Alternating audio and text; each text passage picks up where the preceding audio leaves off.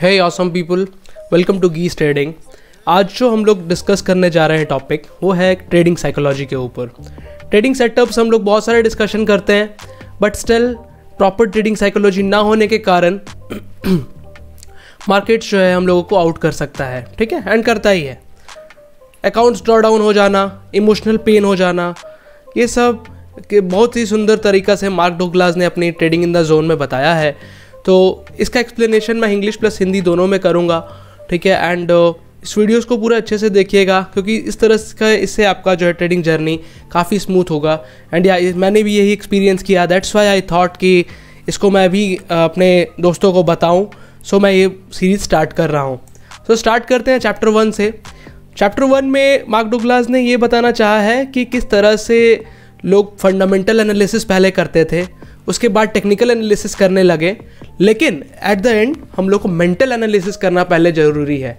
अपने दिमाग पे झांकना ज़रूरी है कि हम लोग माइंड में किस तरह से सोच रहे हैं ट्रेडिंग के दौरान, और क्या हम लोग इस तरह से तो नहीं कर ले रहे हैं कि हम लोग रेकलेस हो जा रहे हैं। रेकलेस का मतलब है कि अपना अकाउंट को पूरा ड्रॉ डाउन कर दे रहे हैं। प्रॉफिट तो हम बनाते हैं, लेकिन अचानक से एक दिन ऐसा आता है प्रॉफिट 2-2, 4-4 हज़ार करके बनाया और एक दिन अचानक 10,000, 12,000 गंवा दिया। ये कॉमन मिस्टेक है, बहुत सारे ट्रेडर्स करते हैं, ठीक है। तो इस बुक में यही डिस्कशन है कि किस तरह से अपने एटीट्यूड को सुधारना है, क्योंकि एट द एंड सारी ट्रिक्स है, टिप्स एंड ट्रिक्स अलग हैं, but attitude is very important. So let's start the road to success. In the beginning fundamental analysis.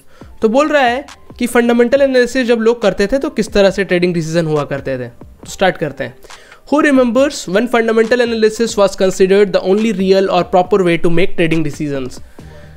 बोल रहे हैं कि at the very beginning fundamental analysis को ही लोग कंसिडर करते थे ट्रेडिंग डिसीजंस लेने के लिए।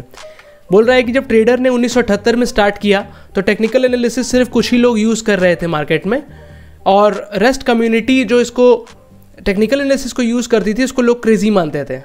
बोल रहा है कि when I started in 1978, technical analysis was used by only a handful of traders who were considered by the rest of market community to be at the very least crazy. As difficult as it is to believe now, it wasn't very long when Wall Street and most of the major funds and financial institutions thought that technical analysis was some form of mystical hocus-pocus. तो बोल रहा है कि पहले लोगों को ये believe करना बहुत मुश्किल था कि टेक्निकल एनालिसिस से भी मार्केट्स को ट्रेड किया जा सकता है, तो हर जगह लगभग फंडामेंटल एनालिसिस यूज़ किया जाता था। लेकिन आज के डेट में क्या है, जस्ट अपोजिट इज़ ट्रू। सारे एक्सपीरियंस ट्रेडर्स जो हैं वो टेक्निकल एनालिसिस का यूज़ कर रहे हैं और कोई ना कोई स्ट्रैटेजीज बना के उससे ट्रेड कर रहे हैं, ठीक है। सिर्फ कुछ ही आज के डेट में सिर्फ कुछ ही फंडामेंटल एनालिस्ट होंगे जो कि ऑलमोस्ट एक्सटिंक्ट हो चुके हैं, ठीक है। What cause the dramatic shift in perspective. लेकिन इस तरह का शिफ्ट आया कैसे, ठीक है। तो I am sure it's no surprise to anyone that answer to this question is very simple, money. The problem with making trading decision from a strictly fundamental perspective is inherent difficult of making money consistently using this approach. बोल रहा है कि fundamental analysis के साथ continuous पैसा बनाना थोड़ा सा मुश्किल है, ठीक है। थोड़ा सा क्या, बहुत मुश्किल है, इसलिए लोग जो है अपना फोकस को टेक्निकल एनालिसिस की तरफ शिफ्ट कर रहे हैं। For those of you who may not be familiar with fundamental analysis, let me explain. Fundamental analysis attempts to take into consideration all the variables that could affect the relative balance or imbalance between supply of and the possible demand for any particular stock, commodity or financial instrument.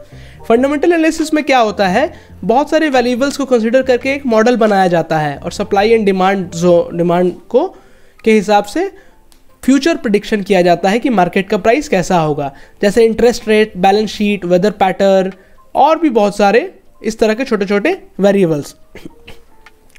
The problem with this model is that they rarely if ever factor in other traders as variables. बोलता है कि इस model के साथ problem ये है कि हो सकता है आप जिस चीज़ को वेरिएबल मान रहे हो दुनिया उस चीज़ को वेरिएबल ना मान रही हो।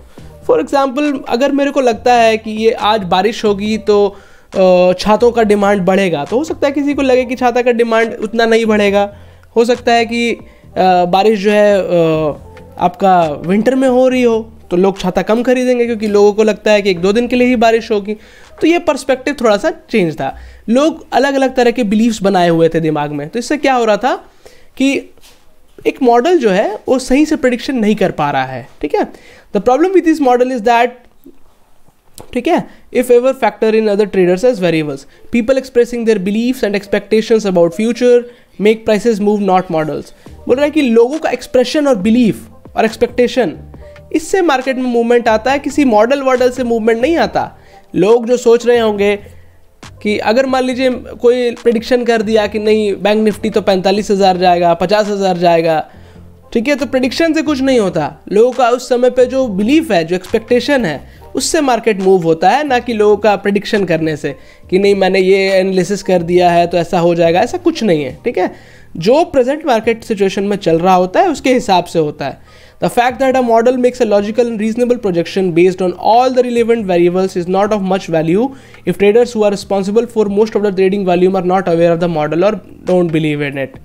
अब समझ लीजिए कि मान लीजिए एक ऐसा मॉडल है, ठीक है, जिससे हम लोग फ्यूचर प्रेडिक्शन करते हैं मार्केट में, लेकिन उस मॉडल को बहुत सारे लोगों को पता ही नहीं कि ऐसा कुछ मॉडल एग्जिस्ट करता है, तो जाहिर सा बात है वो मॉडल काम नहीं करेगा। ठीक है, As a matter of fact, many traders, especially those on the floor of exchanges who have the ability to move prices very dramatically in one direction or the other, usually don't have the slightest concept of the fundamental supply and demand factors that are supposed to affect prices।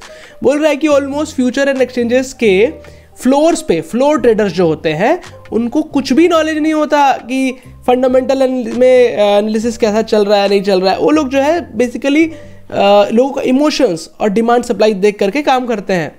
Furthermore, at any given moment, much of the trading activity is prompted by a response to emotional factors that are completely outside of the parameters of the fundamental model। बोल रहा है कि उनका जो trading activity है वो generally emotional factors पे decide करता है कि मार्केट किधर जाएगा, ना कि किसी मॉडल के बेस्ड पे। इन other word, the people who trade and consequently move prices don't always act in rational manner. इसका मतलब ऐसे लोग जो मार्केट्स को मूव करते हैं वो किसी मॉडल के हिसाब से नहीं चलते हैं, इंस्टेड वो लोग इमोशंस के हिसाब से चलते हैं।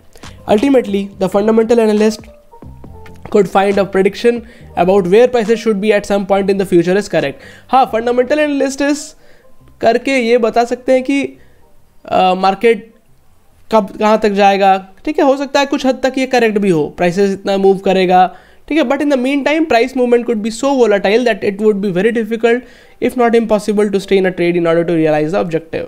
लेकिन हो सकता है वोलेटिलिटी के कारण आप अपना एसएल हेड कर लें और जो ट्रेडिंग का जो गोल है, जो टारगेट है, वहाँ तक हम लोग ना पहुँच सकें। तो चलिए अब हम लोग चलते हैं कि किस तरह से फंडामेंटल एनालिसिस के बाद the shift to technical analysis हुआ, लोग किस तरह से टेक्निकल एनालिसिस की तरफ मूव करने लगे। तो technical analysis has been around for as long as there has been organised markets in the form of exchanges. बोल रहा है कि टेक्निकल एनालिसिस बहुत पुराने से है, जब से एक्सचेंजेस बने तब से है, but the trading community didn't accept technical analysis as a viable tool for making money until the 1970s और 1980s। 1970 या 80 तक लोगों ने इसको फुल्ली एक्सेप्ट नहीं किया था। Here's for the technical analysis new that it took the main stream market community generations to catch on to. कुछ जनरेशंस लग गई टेक्निकल एनालिसिस को एक्सेप्ट करने में। A finite number of traders participate in the market or any given day, week or month. Many of those traders do the same line of things over and over in their attempt to make money। अब देखिए क्या होता है कि हर week, हर दिन और हर महीने बहुत सारे ट्रेडर्स जो है पार्टिसिपेट करते हैं मार्केट में।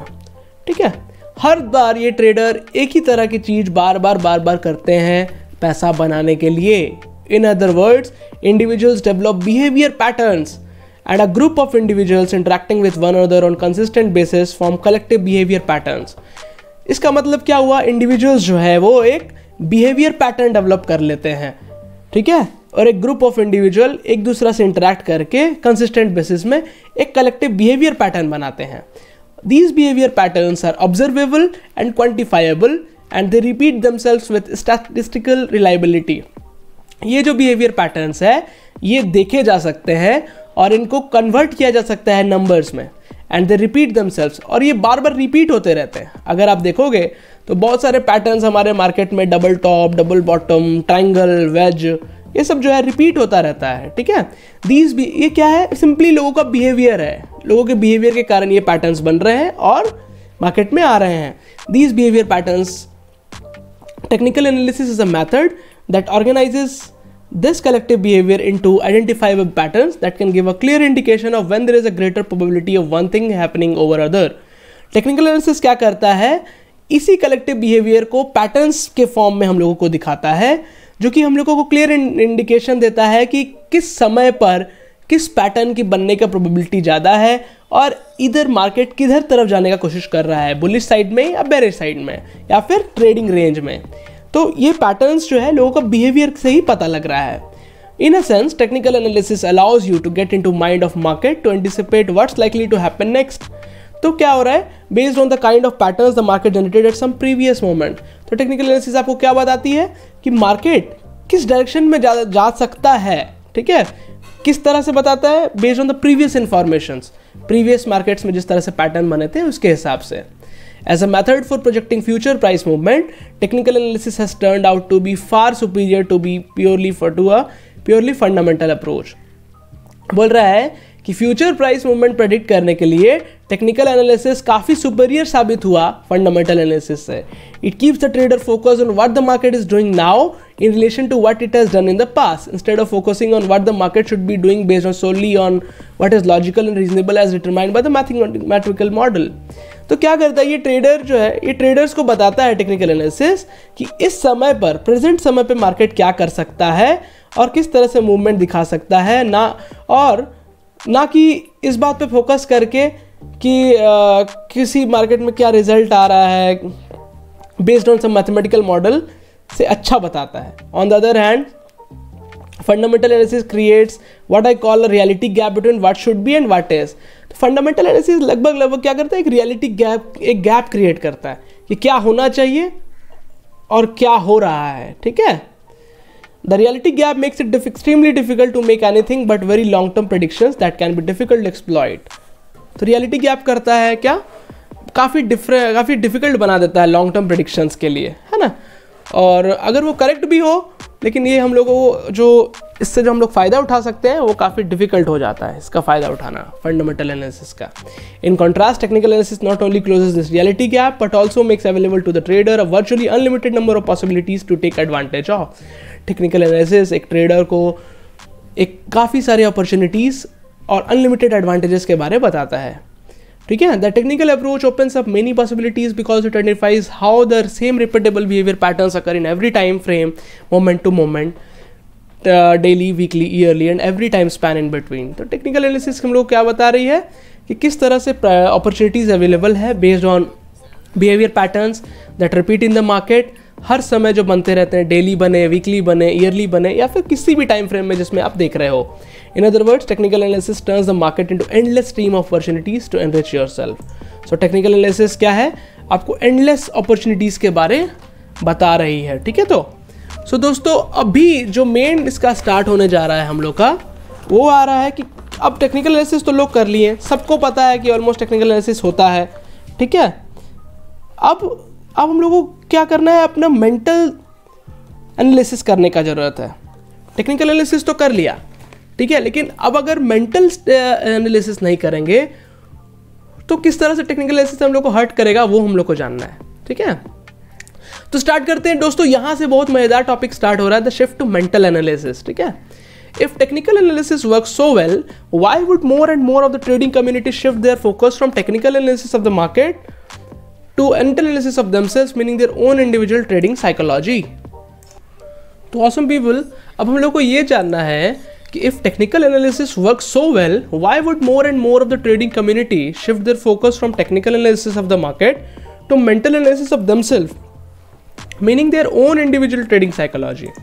तो बोल रहे हैं कि अगर trading psychology पे हम लोग को क्यों काम करना है, अगर technical analysis इतना ही अच्छा काम करता है कि बिहेवियर पैटर्न्स को पकड़ के हम लोग को प्रॉपर पैटर्न्स दे दिया है जिससे हम लोग सेटअप्स बना के अच्छा प्रॉफिट्स बना सकते हैं, तो ट्रेडिंग साइकोलॉजी की तरफ हम लोग क्यों अपना ध्यान को केंद्रित करें और क्यों हम लोग ट्रेडिंग साइकोलॉजी को जाने। तो बोल रहा है कि to answer this question you probably don't have to do anything more than ask yourself why you bought this book. तो बोल रहा है कि आपको इसका आंसर इसीलिए ऐसे ही पता लगे क्योंकि आप क्यों इस बुक को देख रहे हैं या पढ़ रहे हैं। The most likely reason is that you are dissatisfied with the differences between what you perceive as unlimited potential to make money and what you end up with on the bottom line. क्यों? क्योंकि आप dissatisfied हो, हम लोग सब dissatisfied है कि हमने क्या सोचकर ट्रेडिंग चुना था कि किस तरह से इसमें अनलिमिटेड पोटेंशियल है मनी बनाने का, और हम लोग आज कहाँ पे किस तरह से बॉटम लाइन में फंस जा रहे हैं, किस तरह से हम लोग अपना अकाउंट ब्लो अप कर ले रहे हैं, ठीक है, और लॉस हो जाता है कभी कभी बड़ा। तो इसीलिए ट्रेडिंग साइकोलॉजी हम लोग को पढ़ना होगा। That's the problem with technical analysis, if you want to call it a problem. तो यही एक प्रॉब्लम है अगर आप इसको प्रॉब्लम कहते हो तो। Once you learn to identify patterns and read the market, you find there are limitless opportunities to make money. जैसे ही आप किसी पैटर्न को या किसी सेटअप को जान लेते हो तो आपको लगता है कि मार्केट में limitless opportunities है पैसा बनाने की। But as I am sure you already know, there can also be a huge gap between what you understand about the markets and your ability to transform that knowledge into consistent profits or a steadily rising equity curve. लेकिन बोल रहे हैं mark डुगलास बोल रहे हैं कि लेकिन वो श्योर है कि अभी भी टेक्निकल एनालिसिस जानने के बाद भी देयर इज अ गैप, बहुत बड़ा गैप है कि जो हम लोग जानते हैं और उस नॉलेज को प्रॉफिट्स में बदलना और अपना अकाउंट का जो कर्व है उसको हमेशा बढ़ाते रहना। Think about number of times you have looked at a price chart and said to yourself it looks like the market is going up और down as the case may be, and what you thought was going to happen actually happened, but you did nothing except watch the market move while you engaged over all the money you could have made. होता है generally, बहुत बार हम लोगों के साथ ऐसा ही होता है यार। हम लोग प्राइस चार्ट देखते रहते हैं और फिर बोलते हैं कि लगता है मार्केट अप जाएगा या डाउन जाएगा, और वैसे ही हो जाता है। तो हम लोगों को क्या लगता है कि नहीं यार मैं ठीक सोचा था, मुझे ले लेना चाहिए था ट्रेड, मैंने क्यों नहीं लिया, ठीक है। तो जनरली ऐसा होता है, हम लोग जो सोचते हैं वो कभी कभी हो जाता है, ठीक है, और हम लोग उस ट्रेड को करते नहीं हैं। There is a big difference between predicting and something will happen in the market and thinking about all the money you could have made and the reality of actually getting into and out of trades. बोल रहा है कि ये जो सोचना है, ठीक है, और प्रेडिक्ट करना, ये बहुत डिफरेंट है किससे, एक्चुअली ट्रेड में उतरने से और इंटर और एग्जिट करने में, ठीक है। बहुत बार हम लोग देखते हैं यार, लगता है कि इतना ऊपर जाएगा मार्केट और चल भी जाता है, लेकिन हम लोग एक्चुअली जब ट्रेड लेते हैं तो उतना प्रॉफिट ले नहीं पाते हैं या लॉस को सही टाइम पे काट नहीं पाते हैं। तो इसीलिए हम लोग को इसको पढ़ना पड़ेगा। क्यों? क्योंकि there is a psychological gap. I call this difference and others like it a psychological gap that can make trading one of the most difficult endeavors you could choose to undertake and certainly one of the most mysterious to master. तो यही psychological gap है जिसके कारण trading लोगों को difficult लगती है and most लगता है कि बहुत सारा मिस्ट्री इसमें इन्वॉल्व है जिसको हमको मास्टर करना पड़ेगा, लेकिन ऐसा है नहीं। ये साइकोलॉजिकल गैप को हम लोग को क्लोज करना है। The big question is can trading be mastered. तो अब क्वेश्चन किया जाता है कि क्या ट्रेडिंग को मास्टर किया जा सकता है। So the it is possible to experience trading with same ease and simplicity amplified when you are only watching the market and thinking about success as opposed to actually having to put and take off trades। क्या ये possible है कि same ease के साथ या simplicity के साथ जब हम लोग सोचते हैं कि मार्केट को ऊपर जाना चाहिए या नीचे जाना चाहिए, उसी स्टेट ऑफ माइंड में हम लोग किसी ट्रेड को भी ले लें और एग्जीक्यूट करा लें उतना ही easily? Not only the answer is univocal yes, but what's also exactly what this book is designed to give you the insight and understanding you need about yourself and about the nature of trading। बोलता है इस question का answer बहुत easy है, yes, ठीक है। जितना आसानी से आप सोचते हो कि मार्केट ऊपर जाएगा और जाता है, तो सेम ईज और फोकस में आप ट्रेड ले भी सकते हो और एग्जीक्यूट भी करा सकते हो अगर आपका साइकोलॉजी ठीक होगा तो, ठीक है। So the result is that actually doing it becomes easy, simple and stress free as you are just watching the market and thinking about it। तो एक्चुअली में जब आप कर रहे होगे तो ये बहुत easy, simple और stress free टास्क लगेगा अगर आपका माइंड ठीक है तो। This may seem like a tall order and to some of you it may seem impossible but it's not। हो सकता है ये बड़ी बातें लग रही होंगी और काफ़ी लोगों को ये इम्पॉसिबल लग रहा होगा, बट ये नहीं है। There are people who have mastered the art of trading। बहुत सारे ट्रेडर्स ऐसे हैं, जैसे मार्केट विजार्ड में दिखाया गया है, जिन्होंने ट्रेडिंग का आर्ट को मास्टर कर दिया है। Who have close the possibilities available in the bottom line performance. जिन्होंने अपने बॉटम लाइन परफॉर्मेंस मतलब अकाउंट ब्लो अप करने का जो टेंडेंसी था उसको ख़त्म करके पॉसिबिलिटीज़ ओपन करके अपने ट्रेड्स, अपनी एक्टिविटी को बढ़ाया है। But as you might expect, these winners are relatively few in number compared with the number of traders who experience varying degree of frustration all the way to extreme exasperation, wondering why they can't create the consistent success they so desperately desire। बोल रहा है कि लेकिन ये जो group of traders हैं जिन्होंने trading को मास्टर कर लिया है, आर्ट समझते हैं, जो वो बहुत कम है नंबर में, ठीक है। बाकी लोगों के लिए ट्रेडिंग एक फ्रस्ट्रेशन लगता है, बहुत लोगों को लगता है, डेस्परेट हो जाते हैं वो लोग, बहुत सारे लोग डेस्परेट रहते हैं और सोचते हैं कि क्यों मुझे कंसिस्टेंट सक्सेस नहीं मिल रहा है, जबकि वो लोग पूरा हिम्मत पूरा मेहनत से काम कर रहे हैं लेकिन उनको फिर भी कंसिस्टेंट नहीं मिल पाता है, ठीक है। तो इसी के लिए हम लोग को ट्रेडिंग साइकोलॉजी पढ़ना होगा। In fact the differences between these two group of traders, the consistent winners and everyone else, are analogous to the difference between the earth and moon. बोल रहा है कि ये जो कंसिस्टेंट विनर्स हैं और बाकी सब जो है, दो तरह के ट्रेडर्स हैं, कंसिस्टेंट विनर्स और रेस्ट, मतलब बाकी सब, ठीक है। इनमें आसमान और जमीन का अंतर है बोलता है, या फिर अर्थ और मून का डिफरेंस है, चंद्रमा और धरती का। The earth and moon are both celestial bodies that exist in the same solar system, so they do have something in common but they are as different in nature and characteristics as day and night. बोल रहा है कि चंद्रमा और धरती दोनों ही क्या बोलते हैं, गोल आकार के हैं, सोलर सिस्टम में है, लेकिन दोनों में कॉमन है, लेकिन दोनों दिन और रात के जैसा अलग है। By the same token, anyone who puts on the trade can claim to be a trader, but when you compare the characteristics of the handful of consistent winners with the characteristics of most other traders, you will find you are also as different as night and day.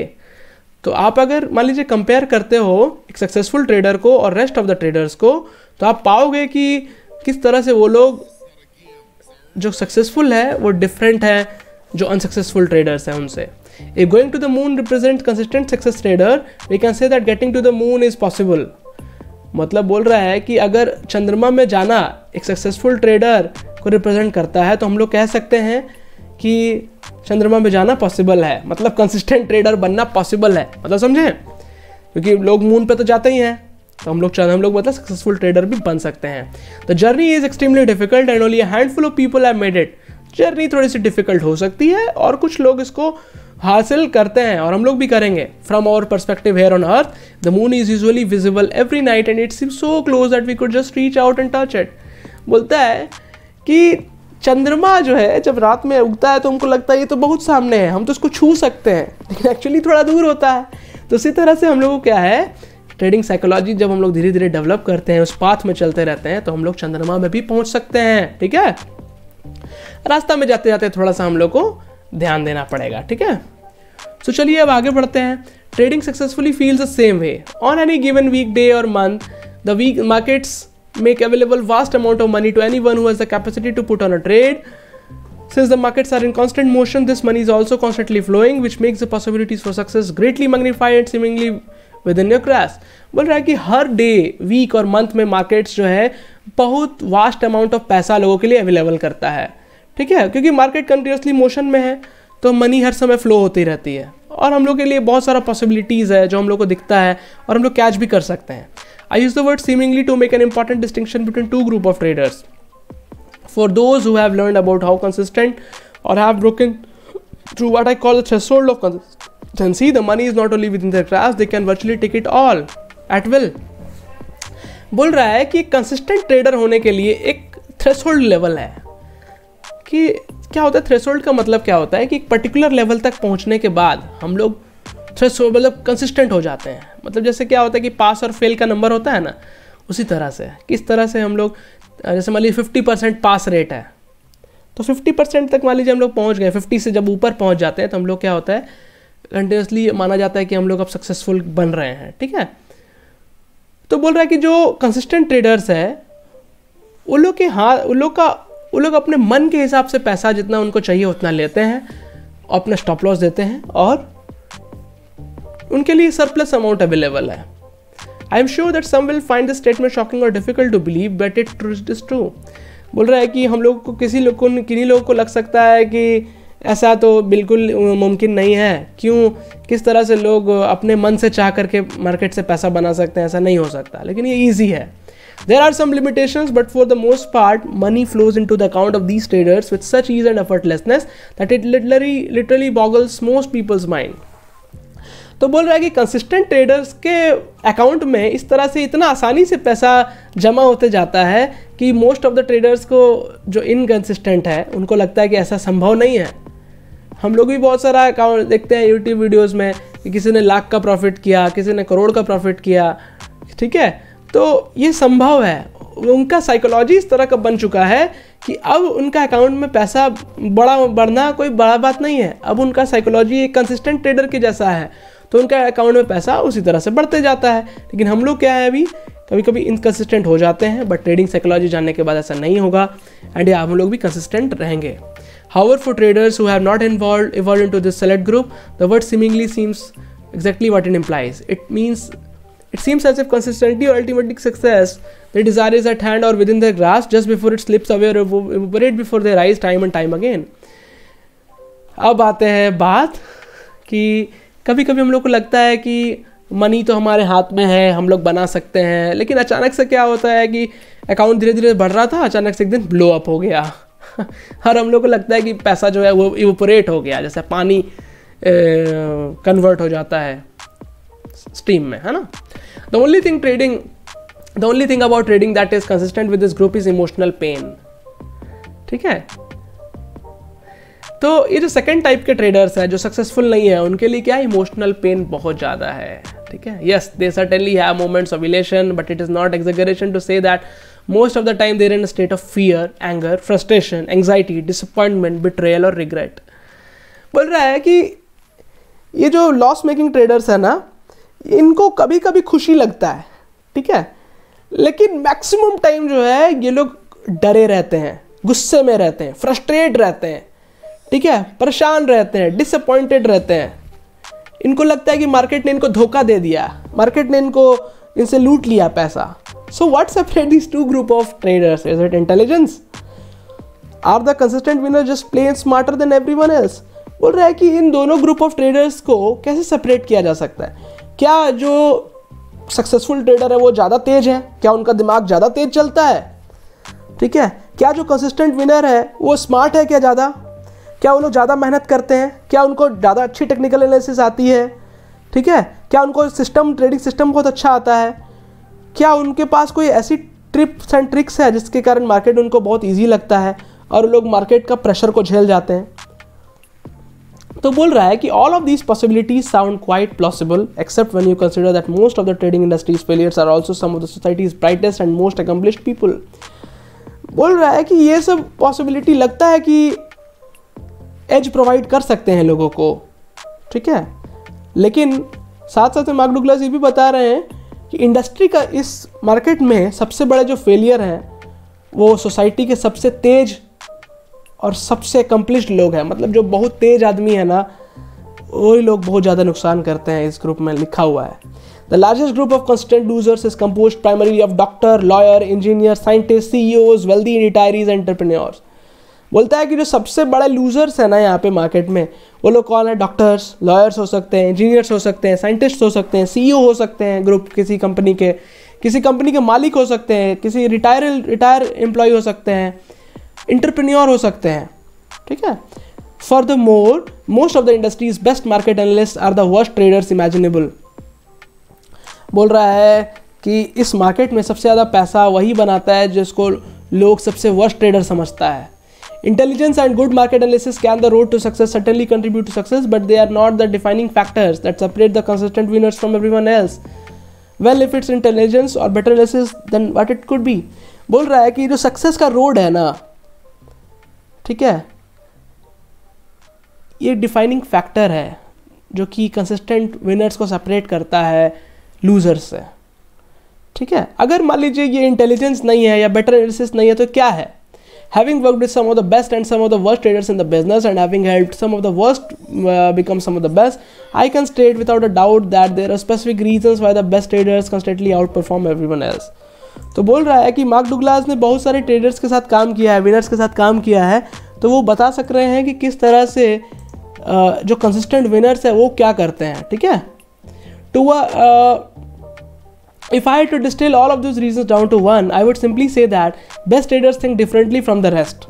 I know that doesn't sound very profound, but it does have a profound implications if you consider what it means to think differently. तो बोल रहा है कि जो best traders है ना, उनको थोड़ा उनका सोचने का स्किल थोड़ा अलग है। To one degree or the other, all of us think differently from everyone else. We may not always be mindful of this fact. It seems natural to assume that people share our perceptions and interpretations of events. In fact, this assumption continues to seem valid until we find ourselves in a basic fundamental disagreement with someone about something we both experienced. तो बोल रहा है कि अलग अलग situations को लोग अलग अलग तरह से सोच सकते हैं। हो सकता है किसी सिचुएशन के बारे में मैं अलग सोचता हूँगा तो आप उसको डिफरेंटली सोचते होगे, ठीक है, क्योंकि लोग अलग हैं, सबका माइंड स्थिति अलग अलग हो सकता है, ठीक है। लेकिन जो सक्सेसफुल ट्रेडर्स हैं वो कैसे सोचते हैं हम लोग आगे का वीडियो में सीखेंगे। Other than our physical features the way we think is what makes us unique, probably even more unique than our physical features too. बोलता है कि हम लोग का फिजिकल फीचर्स के अलावा जो हम लोगों को एक दूसरे से सेपरेट करता है वो है हम लोग किस तरह से एक दूसरे के बारे में सोचते हैं, क्या सोचते हैं, ठीक है।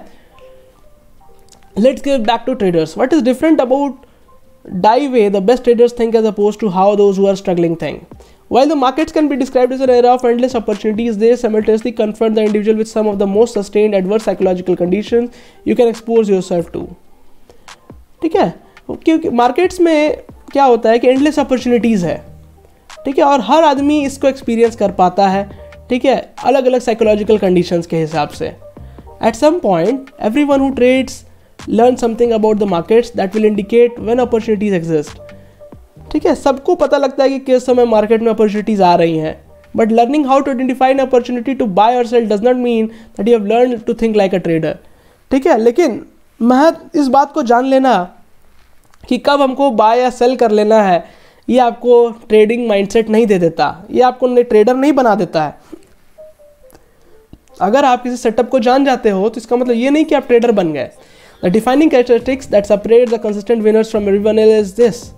तो क्या है आखिर consistent winners का defining characteristics? क्या उनको define करता है? The winners have attained a mindset, a unique set of attitudes that allows them to remain disciplined, focused, and above all confident in spite of adverse condition. तो तीन चीज़ें जरूरी है, डिसिप्लिन रहना, फोकस रहना और कॉन्फिडेंट रहना जब सिचुएशंस खराब हो तब भी। As a result, they are no longer susceptible to common fears and trading errors that plague everyone else.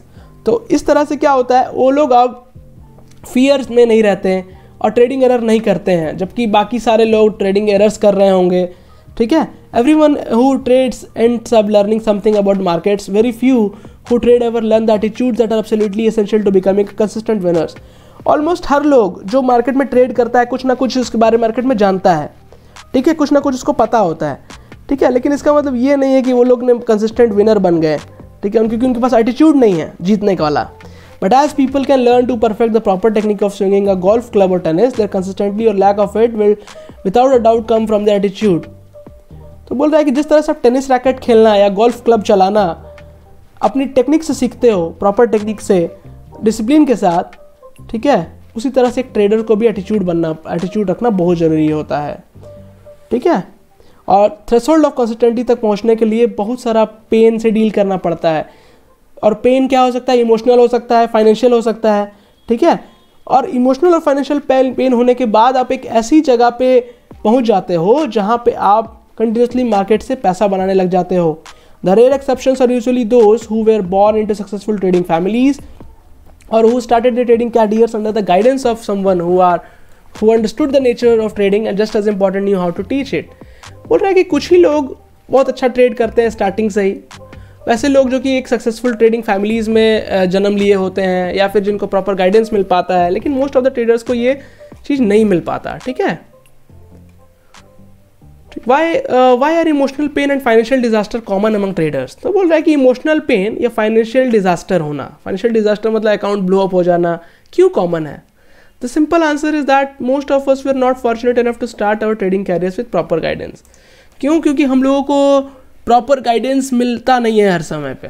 हम लोग इतने कभी कभी सबको प्रॉपर गाइडेंस नहीं मिल पाता, बहुत सारे हम लोग इधर उधर देखते हैं, चीज़ों को समझते हैं, करने लग जाते हैं, लालच आ जाता है मन में, सीखने से पहले हम लोग प्रॉफिट बनाने खोज लेते हैं, तो ये सब हम लोग को प्रॉपर नहीं मिल पाता है चीज़ें।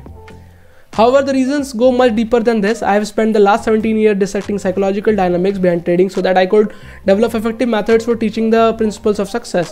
What I have discovered is that trading is chock full of paradoxes and contradictions in thinking that make it extremely difficult to learn how to be successful. In fact, if I had to choose one word that encapsulates the nature of trading, it could be paradox. ठीक है, तो बोल रहा है कि last 17 साल से mark डुगलास इसको पढ़ रहे हैं, इस तरह के बिहेवियर को, और वो क्या डेवलप किए हैं कि ट्रेडिंग में बहुत सारा चीज़ कॉन्ट्राडिक्टरी होता है, ठीक है, और इसमें सक्सेसफुल होना थोड़ा सा डिफिकल्ट है, ठीक है। तो बोल रहा है कि पैराडॉक्स क्या है कि जिसमें अपोजिट क्वालिटीज होते हैं, ठीक है। Financial and emotional disaster are common among traders because many of the perspectives, attitudes and principles that would otherwise make perfect sense and work quite well in our daily lives have the opposite effect in trading environment. बोल रहा है कि रोज का ज़िंदगी में हम लोग जिस तरह से सोचते हैं या करते हैं उससे काफ़ी डिफरेंस है मार्केट में, ठीक है। लेकिन ये हम लोग को पता नहीं होता आज पहले में, ठीक है। हम लोग अपना ट्रेडिंग जर्नी स्टार्ट करते हैं लैक ऑफ नॉलेज में, ठीक है। और जो स्किल इन्वॉल्व है उसको हम लोग प्रॉपर जानते नहीं हैं, ठीक है। और किस डेप्थ तक उस स्किल को जानना है वो भी हम लोग को पता नहीं होता। ट्रेडिंग एक रिस्की टास्क है, ठीक है। To my knowledge no trade has a guaranteed outcome. देखिए कभी भी किसी भी ट्रेड का आउटकम गारंटीड नहीं होता, ठीक है। There is always a possibility of being wrong and losing money is always present. हर समय एक पॉसिबिलिटी एग्जिस्ट करती है जो कि हम लोग रॉन्ग हो सकते हैं, इसके बारे में बताती है हम लोगों को, ठीक है, ठीक है। और इस चीज़ को हम लोग को समझना होता है और उसमें मनी को लूज करना हो सकता है कि लोग उसमें मनी लूज करें। So when you put on a trade can you consider yourself a risk taker. So जब आप ट्रेड लेते हो तो क्या आप अपने आप को रिस्क टेकर समझते हो? Even though this may sound like a tricky question, ये एक ट्रिकी क्वेश्चन लगता है, ठीक है। The logical answer to the question is unequivocally yes. If I engage in an activity that is inherently risky, then I must be a risk taker. अगर मैं किसी activity में इन्वॉल्व होता हूँ जिसमें रिस्क इन्वॉल्व है तो मैं रिस्क टेकर तो हूँ, ठीक है।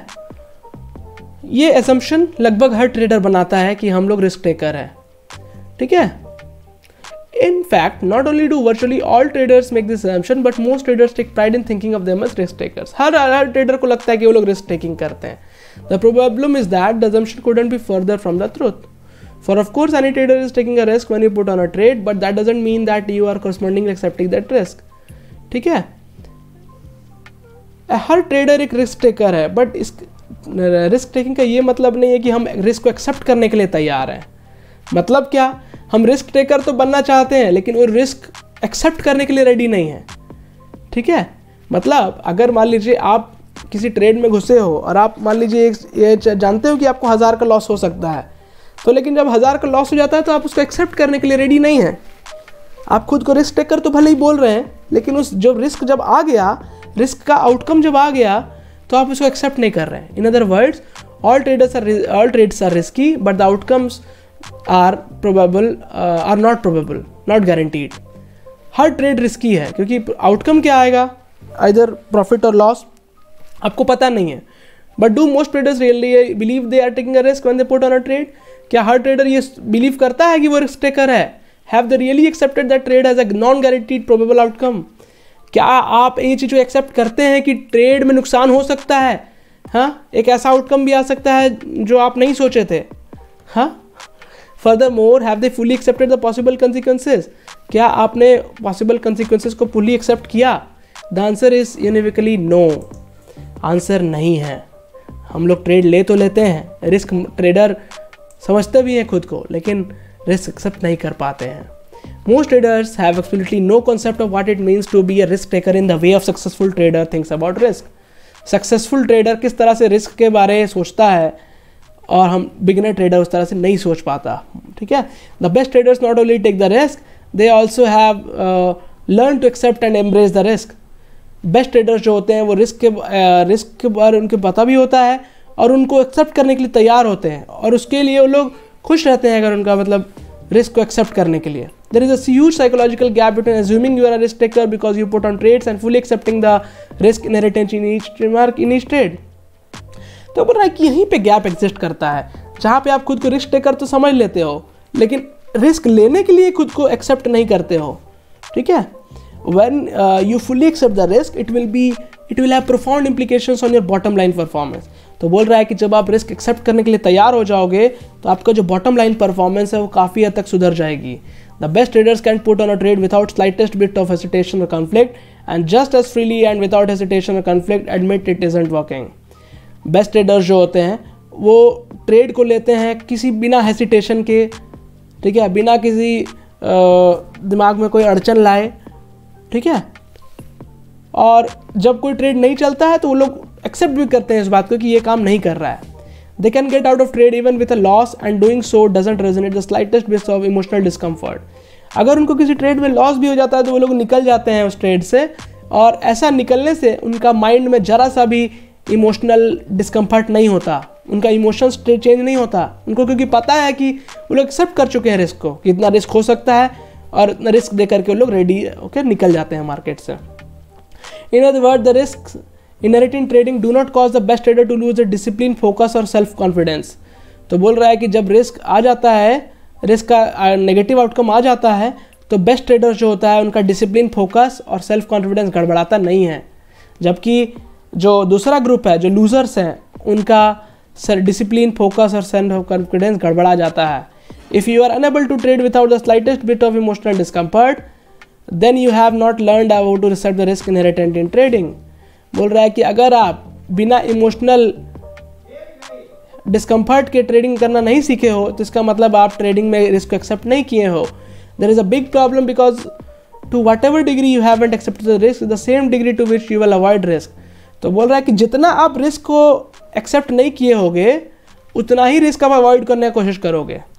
मतलब ये हुआ कि अगर मान लीजिए किसी ट्रेड में आपको 2000 का प्रॉफिट होना है और 1000 का नुकसान हो सकता है, तो अगर आप मान लीजिए 1000 का नुकसान को एक्सेप्ट नहीं करोगे, तो हो सकता है मान लीजिए आप उसको अवॉइड करने की कोशिश करेंगे कि नहीं 1000 हुआ है, ये बढ़ जाए, नहीं यार हम 1000 नहीं दे पाएंगे, थोड़ा देर और रुक जाते हैं, हो सकता है फ़ायदा हो जाए, हो सकता है ये रिस्क प्रॉफिट में बदल जाए, है ना। तो आप इस तरह से इसको अवॉइड करने की कोशिश करते रहोगे। Trying to avoid something that is unavoidable will have disasters effect on your ability to trade successfully. तो ऐसा चीज़ जो अवॉइड नहीं किया जा सकता है और उसको आप चाहोगे कि ये अवॉइड कर लें, तो इससे क्या होगा, एक डिजास्टर आ जाएगा, मतलब भूकंप आ जाएगा आपका ट्रेडिंग जर्नी में। तो मान लीजिए आप 1000 का रिस्क था, उसको एक्सेप्ट नहीं किए, अब क्या होगा, अब आप 1000 की जगह 2000 दे करके निकलोगे और आपका ट्रेडिंग जर्नी जो है अकाउंट ब्लो अप होने की तरफ बढ़ेगा और आपको डिजास्टर लगेगा trading. Learning to truly accept the risk in any endeavour can be difficult but it extremely difficult for traders specially considering what's at stake. क्या होता है कि जब पैसा दाव पे लगा होता है ना, तो ये रिस्क को एक्सेप्ट करना थोड़ा सा मुश्किल हो जाता है। What we are generally most afraid dying के बाद, बोल रहा है कि मरने के बाद हम लोग किस चीज़ से सबसे ज़्यादा डरते हैं, पैसा खोने से या फिर खुद को रॉन्ग एडमिट करने से, है ना, कि हम लोग गलत कैसे साबित हो सकते हैं। तो यही दो चीज़ जो है हम लोग का बहुत ज़्यादा इमोशनल पेन क्रिएट करता है ना, और हम लोग इसी चीज़ से अवॉइड होना चाहते हैं। जनरली हम लोग अपनी दुनिया में खुद को गलत साबित होते हुए नहीं देख सकते, ठीक है। कोई हम लोग को गलत बोल दे तो हम लोग को लगता है नहीं यार हम तो गलत हो ही नहीं सकते हैं, है कि नहीं, ऐसा लगता है। और पैसा खोने के बाद तो और ज़्यादा इमोशनल पेन होता है। लेकिन क्या होता है कि जब आप ट्रेडिंग की दुनिया में आते हो तो आपको ये दोनों इमोशंस के साथ डील करना ही करना पड़ता है। हो सकता है आपका ट्रेड फेलियर हो सकता है आपको पैसा गंवाना पड़े, ठीक है। तो ये दोनों चीज़ के साथ जब हम लोग डील करना सीखते हैं तो हम लोग ट्रेडर बन सकते हैं। तब हम लोग रिस्क एक्सेप्ट करना, जब हम लोग रिस्क को फुली एक्सेप्ट कर लेते हैं तो हम लोग को ये दो चीज़ से डर नहीं लगता कि अब हम लोग को इधर हम लोग को पैसा लॉस होगा या नहीं होगा, ठीक है। Trading presents as a fundamental paradox. How do we remain discipline, focus and confident in the sense of face of constant uncertainty. तो ट्रेडिंग हम लोग के लिए एक दुविधा क्रिएट करता है। क्या दुविधा है भाई, कि किस तरह से हम लोग डिसिप्लिन को मेंटेन करें, फोकस को मेंटेन रखें और कॉन्फिडेंट रहें जब पूरा मार्केट अनसर्टेन है, ठीक है। जब बोलता है कि जब आप ट्रेडर के साथ थिंक करना सीख जाओगे तो आप ये चीज़ भी कर पाओगे, ठीक है। Learning how to redefine your trading activities in a way that allows you to completely accept the risk is the key of thinking like a successful trader. तो आपको अपनी ट्रेडिंग एक्टिविटीज़ को ठीक करना पड़ेगा जिससे कि आप एक सक्सेसफुल ट्रेडर बन पाओगे। Learning to accept the risk is a trading skill, the most important skill you can learn. तो बोल रहा है कि रिस्क को एक्सेप्ट करना एक बहुत इंपॉर्टेंट स्किल है, ठीक है। Yet it's rare that developing trader focus any attention expand any effort to learn it. लेकिन फिर भी जो ट्रेडर्स है उसको ये चीज़ करने में थोड़ा सा वो लोग हिचकिचाते हैं, ठीक है। When you learn the trading skill of risk acceptance, the market will not be able to generate information that you define or interpret as painful. If the information the market generates doesn't have the potential to cause your emotional pain, there's nothing to avoid. It is just information telling you what the possibilities are. This is called an objective perspective, one that is not skewed or distorted by what you are afraid is going to happen or not happen. तो बोल रहा है कि जब आप किसी भी risk को फुली एक्सेप्ट कर लेते हो तो मार्केट जो इन्फॉर्मेशन जनरेट करता है अब वो आपको पेन नहीं पहुंचाएगा। देखिए क्या होता है, जैसे मान लीजिए आप किसी ट्रेड को लिए हो और आपको 1000 का नुकसान हो रहा है। अब आप मान लीजिए रिस्क को एक्सेप्ट कर लिए कि भाई मुझे तो हो सकता है नुकसान, ठीक है। तो जब आपको नुकसान हो रहा होगा तो आपको कुछ नया बात नहीं लगेगा इसमें, ठीक है, क्योंकि आप तैयार हो गए इस रिस्क को एक्सेप्ट करने के लिए। लेकिन मान लीजिए आप अगर रिस्क टेकर हैं लेकिन रिस्क एक्सेप्ट नहीं कर रहे हैं, तो आप जब आपको 1000 रुपये का नुकसान होने लगेगा आपका दिल धड़कने लगेगा ज़ोर से, और आपको लगेगा कि नहीं यार ये तो गलत कर दिया, मार्केट ने धोखा दे दिया, मार्केट पलट गया है, तो रिस्क को एक्सेप्ट हम लोग नहीं कर पाएंगे, ठीक है। तो यही चीज़ हम लोग को सीखना होता है। I am sure there isn't one trader reading this book who has gone into trades too soon before the market has actually generated a signal. तो बोल रहा है कि हम लोग बहुत सारे ट्रेडर्स ऐसे जानते होंगे जिन्होंने बहुत जल्दी या बहुत लेट ट्रेड ले लिया होता है। What trade hasn't convinced himself is not to take a loss and as a result had it turned bigger or got out of winning trade too soon। बोल रहा है कि जनरली ट्रेडर्स क्या करते हैं, जब लॉस हो रहा होता है तो हम लोग लॉस को एक्सेप्ट करने के लिए रेडी नहीं होते हैं, और जब प्रॉफिट हो रहा होता है तो हम लोग बहुत जल्दी निकल जाते हैं और found himself in winning trades. हाँ, मतलब वही कि जब प्रॉफिट हो रहा है तो हम लोग प्रॉफिट पूरा लेते नहीं हैं एंड देन ट्रेड को लॉस में क्लोज करते हैं, ठीक है।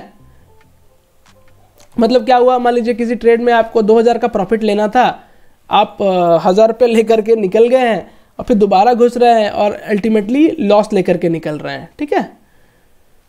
और या फिर अपना स्टॉप लॉस बहुत छोटा रखे हैं, इतना छोटा रखे हैं कि आपका स्टॉप लॉस पहले हिट हो जा रहा है और ट्रेड तक आपका रिजल्ट पहुंच ही नहीं रहा है, ठीक है। तो these are but a few of many errors traders perpetrate from themselves time and time again. तो ये एरर्स जनरली मार्केट में ट्रेडर्स बार बार कर रहे होते हैं। These are not market generated errors. ये एरर्स जो है मार्केट नहीं जनरेट करके देता है। That is these errors do not come from the market market is neutral in the sense that it moves and generate information about itself.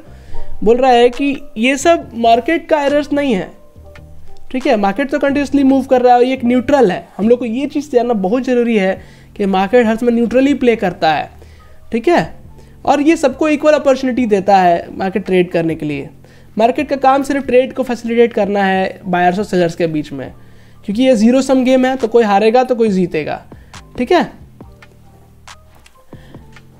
अब देखिए क्या हम लोग बोल रहा है कि मार्केट जो है, the market don't have any power over the unique way in which each of us perceives and interpret this information और control of decisions and actions we take as a result. The errors I already mentioned and many more are strictly the result of what I call faulty trading attitude and perspectives, ठीक है। faulty attitudes that foster fear instead of trust and confidence। तो क्या होता है कि धीरे धीरे जब हम लोग इस तरह का काम करते हैं कि अपना एसएल नहीं लेना, प्रॉफिट प्रॉपर नहीं लेना, अपना स्टॉप लॉस को छोटा कर लेना, ठीक है, तो ये सब फॉल्टी एटीट्यूड्स है।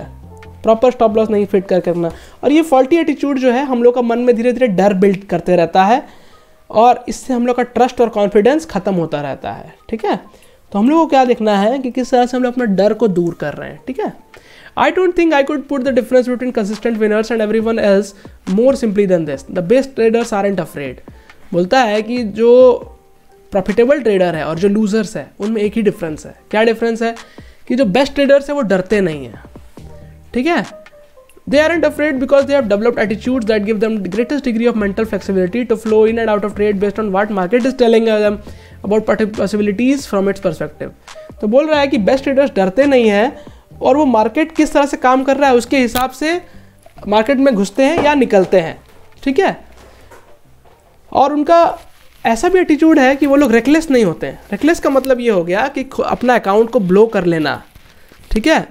पहला चीज़ है डरना, नहीं डरना। आप मान लीजिए नहीं डरने से ये मतलब नहीं है कि आप अपना कैपिटल को रिस्क में लगा दिए हैं बहुत ज़्यादा और सोच ही नहीं रहे हैं कुछ। तो ऐसे क्या होगा कि आपका अकाउंट पूरा जीरो की तरफ बढ़ने लगेगा। तो बेस्ट ट्रेडर जो होता है वो अपना रिस्क को डिफाइन करता है कि हमको इतना ही % रिस्क लेना है, इससे ज़्यादा नहीं लेना है, और उनको धीरे धीरे करके ये चीज़ समझ आ जाता है। वो लोग अपना अकाउंट को ब्लो नहीं कर लेते हैं। जनरली कॉमन ट्रेडर्स का मिस्टेक यही है कि वो लोग धीरे धीरे प्रॉफिट बनाते हैं और एक दिन अचानक से बड़ा लॉस बना लेते हैं। होता है यार, नए में समय में होता है, लेकिन क्या है इसको सीखना है। यही तो स्किल मास्टर करना है कि अपना अकाउंट को ब्लो नहीं करना, पूरा रेकलेस नहीं होना, ठीक है। Everyone else is afraid to some degree or another. when they are not afraid, they have a tendency to become reckless and to create the kind of experiences for themselves that will cause them to be afraid from that point on. तो बोल रहा है कि हो सकता है कि आप डरना बंद कर दो, लेकिन डरना बंद करने के बाद आप ऐसी ऐसी हरकतें करने लगो जिससे कि आपका मन में डर पैदा हो जाए। जैसे मान लो आप ट्रेड लेते हो और एक्सेप्ट करते हो कि आपको 1000 रुपये का नुकसान होगा, आप 1000 का नुकसान ले लिए, अब दोबारा फिर आप ट्रेड में घुस गए जल्दी कि नहीं यार हमको तो एक रिस्क है ही है, फिर हम घुस जाते हैं, बिना सोचे समझे आप घुस गए, फिर 1000-2000 का नुकसान ले लिए। ऐसे ही आप कंटिन्यूसली ओवर ट्रेडिंग करते गए, आप डरे नहीं लेकिन ओवर ट्रेडिंग करते गए। Eight the end of day आप देख रहे हो क्या कि यार मेरा कैपिटल 20,000 का था, 10,000 का नुकसान हो गया। अब इतना बड़ा नुकसान जब कोई भी देखेगा तो उसका मन में डर पैदा होगा। तो इसको बोलते हैं रेकलेसनेस हो जाना, रेकलेस हो जाना। तो जो बेस्ट ट्रेडर्स होते हैं वो रेकलेस नहीं होते हैं, मतलब खुद के अकाउंट को इस तरह से ब्लो नहीं करते हैं। उनको समझ है कि एक दिन में कितना रिस्क लेना है, ठीक है। और अगर मान लीजिए कोई चीज़ काम नहीं कर रहा है तो उनको किस तरह से उसको सोचना पड़ेगा कि किस तरह से अपनी स्ट्रैटेजी चेंज किया जाए या फिर बैक टेस्टिंग किस तरह से किया जाए ताकि रिस्क को हम लोग मिनिमाइज कर सकें, ठीक है। 95% of the trading errors you are likely to make causing the money to just evaporate before your eyes will stem from your attitude about being wrong, losing money, missing out and leaving money on the table. What I call 4 primary trading fears. तो mark डुगलास 4 trading fear के बारे में बता रहे हैं। बोल रहे हैं जिसके कारण आपका अकाउंट जो है ब्लो होता है और पैसा जो है उड़ जाता है अकाउंट से। पहला है रॉन्ग होने का एटीट्यूड कि हम गलत कैसे हो सकते हैं, ठीक है। पैसा खो जाने का डर, ठीक है। ट्रेड ना लेने का डर, और ट्रेड जब मिल रहा है, पैसा मिल रहा है तो पैसा लेना नहीं। ये 3-4 चीज़ जो है बहुत ज़रूरी चीज़ है। Now you may be saying to yourself I don't know about this, I have always thought traders should have a healthy fear of markets. बोल रहा है कि मुझे तो ये नहीं पता लेकिन ट्रेडर्स को हेल्दी फियर ऑफ मार्केट्स होना चाहिए, ठीक है। Again this is a perfectly logical and reasonable assumption. बोल रहा है कि ये एक सही और लॉजिकल एग्जम्पशन है, but when it comes to trading your fears will act against you in such a way that you will cause the very thing you are afraid of actually happen.